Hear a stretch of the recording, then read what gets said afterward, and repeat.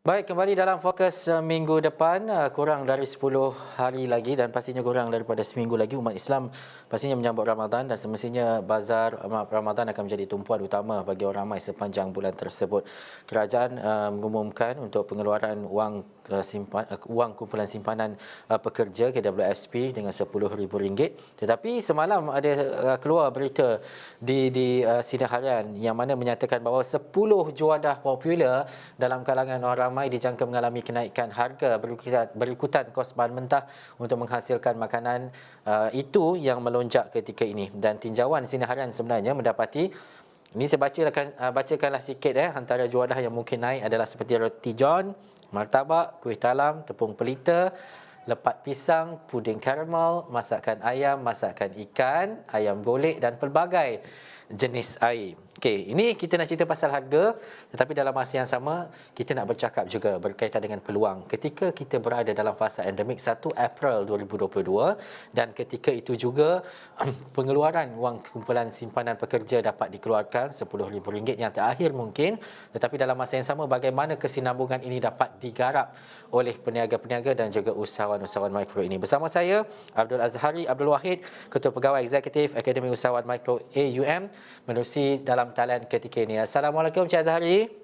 Waalaikumsalam, Ihsan. Ya, pertama sekali Cik Azhari, kita tahu 1 April 2022 mungkin sedikit berbeza selepas kita melalui 2 tahun lebih ketika pandemik COVID-19, fasa endemik bermula, tetapi bagaimana untuk kita melihat kepada survival usahawan mikro, IKS dan sebagainya menjelang pula Ramadan yang bakal kurang daripada 10 hari, bagaimana Encik Azhari melihat kepada faktor dan juga perjalanan ini?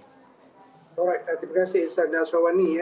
Kalau kita lihat daripada segi kelonggaran yang diberikan oleh kerajaan selepas 1 April, saya rasa itu satu peluang yang atau berita yang baik kepada semua pemain PMKS terutamanya usaha mikro. Ini peluang untuk kita menambah lebih pendapatan dengan rezeki datang di bulan Ramadan yang selalu di bulan Ramadan ini adalah bulan yang baik yang sentiasa berikan keterangan sebuah pendapatan yang lagi baik. Namun begitu, Ihsan, yang paling saya perlu tekankan di sini adalah pertamanya, kita kena rancang perniagaan kita dengan lagi baik. Sebab kita kena faham walaupun dalam keadaan dinamik, kuasa membeli berkurangan dan orang juga tak semuanya akan keluar. Contohnya, jadi memerlukan satu perancangan yang baik dari segi jangka masa pendek, terutama bulan Ramadan ni lah. Yang macam kita nak menghadapi, contoh, Wasbilah Mizalik, kalau ada kes positif dan sebagainya, apa yang kita akan buat? Kita panggil mini lockdown. Alright. Yang kedua adalah susun semula perancangan sebab kita bukan tunggu Ramadan je, lepas raya kita kena berniaga juga, lepas musim Syawal kita kena berniaga juga. Jadi apa perancangan kita daripada sekarang sampai hujung tahun depan dan pastikan cukup untuk survive dari segi cash flow dan sebagainya, dan pastikan susun semula teknik pemasaran ni dalam bentuk digital, dalam bentuk online dan juga sebagainya untuk memberi peluang kepada kita dapat berkembang perniagaan sepanjang bulan Ramadan ni, Aisan. Saya tertarik dengan apa yang Cik Azhari katakan, kita kena ada perancangan dan juga peluang dan juga perancangan itu bukan dalam jangka masa pendek, malah berbulan dan juga bertahun mungkin. Tetapi adakah kita mempunyai ruang dan juga peluang itu yang jelas? Kalau Ramadan kita tahu ia akan berlaku dalam tempoh sebulan. Tetapi untuk ke depan, bagaimana peluang itu dapat diperoleh? Bagaimana kerajaan boleh membantu dan bagaimana ia boleh dikembangkan lagi? Okey, tak dinafikanlah banyak cabaran yang akan timbul sepanjang bulan Ramadan ini kerana ini pertama kali Ramadan kita dalam keadaan yang hampir seperti biasa.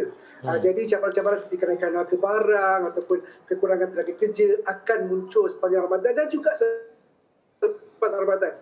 Tapi saya rasa yang penting adalah kita kena tengok dari segi sudut pandang yang berbeza. Kalau segi usahawan pula, kita kena pastikan kita ni rancang elok-elok. Saya memang tekankan kepada perancangan ni sebab perancangan ni membantu kita untuk membawa perniagaan kita dengan tujuan dengan lebih baik. Dan tak perlu rancangan secara detail sangat pun dalam keadaan COVID ni sebab banyak perubahan jangka masa pendek. Namun kalau ada perancangan yang baik, dengan kita tahu juga semua bantuan-bantuan dikeluarkan oleh kerajaan, usahawan boleh cuba rebut apa sahaja bantuan yang diberikan. Kalau dapat cukup syarat, alhamdulillah. Kalau tak dapat, kita relax ajalah, kita teruskan perniagaan sebab kita perlu teruskan perniagaan ini untuk survival dan kita kena faham behavior orang membeli sekarang ni berbeza. dari segi restriction, dari segi online dan sebagainya. Dan itu saya rasa perlu satu perancangan yang kata orang cekal, yang kuat dari aspek pemasaran, perancangan kewangan dan juga perniagaan, Ihsan.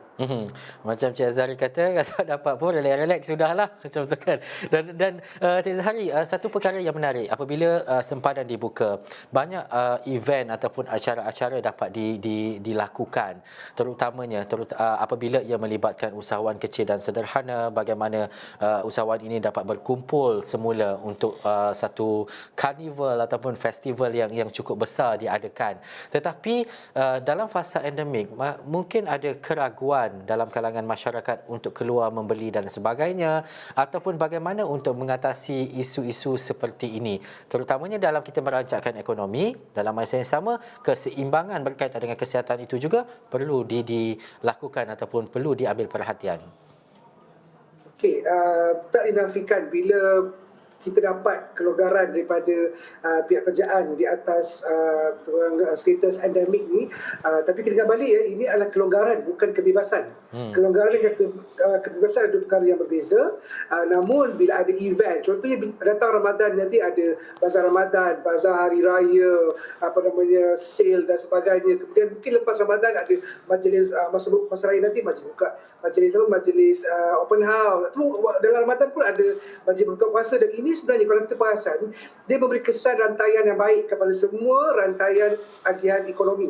Bila ada event, orang event boleh buat kerja, hotel boleh mula menjual, peniaga kecil-kecilan juga boleh berniaga di tepi jalan, di bazar Ramadan untuk mempertingkatkan pendapatan masing-masing. Namun begitu, kita kena tetap tak menafikan bahawa perubahan behavior itu tetap akan ada, di mana kita perlu kreatif dalam memberi kata orang promosi yang lagi baik supaya menarik perhatian. Kalau tidak pun yang tak keluar dari rumah, at least yang dah berani keluar tu, kita jaga SOP, bagi promosi yang menarik. Contohlah beli satu murtabak dapat 3 kali lipat kan. Something yang simple tapi orang rasa macam dihargai, dan benda tu akan jadi spread out, dan sekurang-kurangnya boleh teruskan perniagaan sebaik mungkin sebelum menghadapi raya dan juga lepas raya nanti, Ihsan. Cik Azhari, bila kita nak berniaga, menjadi usahawan ni dia kena ada ilmu yang penting. Kadang-kadang bila kita berfikir seseorang itu mampu buat karipap dan jual, tapi ia tidak semudah itu sebenarnya, kerana ia kena ada perancangan walaupun ia adalah perusahaan yang kecil. Bagaimana perkara ini perlu diambil perhatian oleh kepada mungkin adanya nanti usahawan-usahawan baru yang kadang-kadang menjual sesuatu perkara yang tidak menepati kehendak masyarakat khususnya ataupun pelanggan, Cik Azhari. Yang menarik, Ihsan, persoalan menjual benda yang orang tak nak beli. Ini isu utama usahawan. Kita rasa produk kita bagus, kita rasa perkhidmatan kita bagus, dan kita tak pernah kaji pun sama ada orang nak beli ataupun tidak. Because at the end of the day, orang yang membeli itu lagi penting, sebab dia yang menentukan pendapatan kita masuk, perancangan kewangan kita berjalan dengan lagi baik, perancangan perniagaan kita berjalan dengan lebih smooth. Itu yang menjadi isu. Jadi saya pesan kepada semua usahawan, berniagalah, juallah benda yang orang nak beli. Walaupun kita suka buat karipap, tapi orang suka makan bertabak. Jadi carilah peluang untuk belajar dua skill ni, hard skill dengan soft skill. Kita hard skill, usahawan memang kebanyakan memang pakar. Nak suruh buat bertabak tu berapa banyak level pun, berapa jenis makanan pun tak ada masalah. Tetapi kadang-kadang kita kena perbaiki dari segi soft skill. Macam mana kita dalam keadaan bulan Ramadan ni, dengan panasnya, dengan hujannya, wasbillahi min zalik, dengan banjir je, whatever lah kan. Kita perlu kawal perasaan dan kawal muka kita, riak muka komunikasi. Janganlah orang tengah stres sekarang ni kan, dengan ekonomi tak berapa nak rancak sekarang ni. Jadi bila kita ada PR yang baik, kita ada komunikasi yang baik, sekurang-kurangnya orang seronok membeli. Bila dia seronok membeli, orang datang lagi, dan benda tu memberi kesan yang baik kepada usahawan itu sendiri dan juga kepada rantaian ekonomi. Sebab lagi banyak jualan dibuat, lagi banyak supply chain yang akan terlibat, dan itu sebenarnya ramai orang kurang perasan. Itu yang saya rasa paling penting lah, skill yang perlu ada, Ihsan. Cik Azhari, mana nak dapat modal? Perlu ataupun wajar untuk kita pinjam di bank dan sebagainya, ataupun kita guna wang sendiri, ataupun pinjam sajalah dengan keluarga, sebab ada kerisauan berkaitan dengan pinjaman. Kalau tak ada duit, jangan berniaga. Adakah benar konsepnya sebegitu? Okey, ini istilah yang perlu dipegang.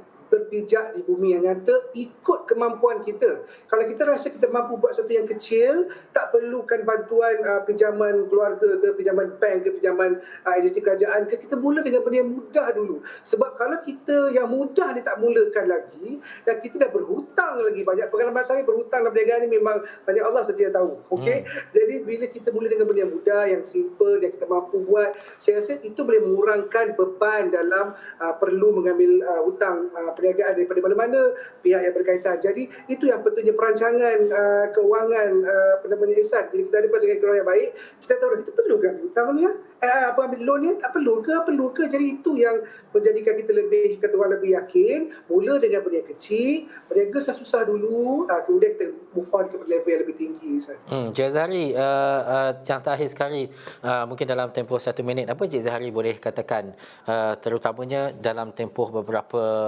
minggu lagi ni, kita beralih ke fasa endemik, mungkin ada perniagaan usahawan untuk bazar Ramadan dan sebagainya, tetapi bagaimana untuk kita memastikan bahawa perkara-perkara yang kita lakukan itu sentiasa berpandukan kepada SOP. Kalau nak berniaga, maksudnya berniagalah seperti yang Encik Azhari katakan tadi, banyak ilmu yang saya dapat, dan mungkin nasihat daripada Encik Azhari sendiri.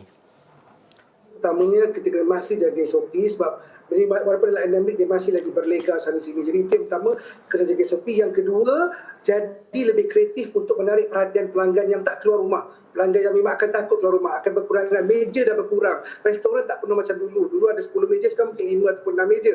Jadi perancangan tu main peranan untuk menarik perhatian mereka untuk datang ke kedai ataupun gerai ataupun bazar Ramadan dan sebagainya. Dan yang penting, jangka masa pendek, pastikan promosi anda menarik. Kalau tak menarik perhatian, orang juga takkan beli. Terutama orang takut nak berbelanja ketika dalam keadaan pandemik ni. Jadi kena sangat kreatif dalam mencari strategi pemasaran dan juga promosi-promosi yang menarik. Jangan guna yang fizikal yang tipikal sebelum Covid, guna something yang baru supaya mereka berikan lebih menarik untuk keluar dan boleh berbelanja, dan insya-Allah kita pun boleh survive, dan juga negara juga bersurvive dengan perkembangan ekonomi yang lagi baik, insya-Allah.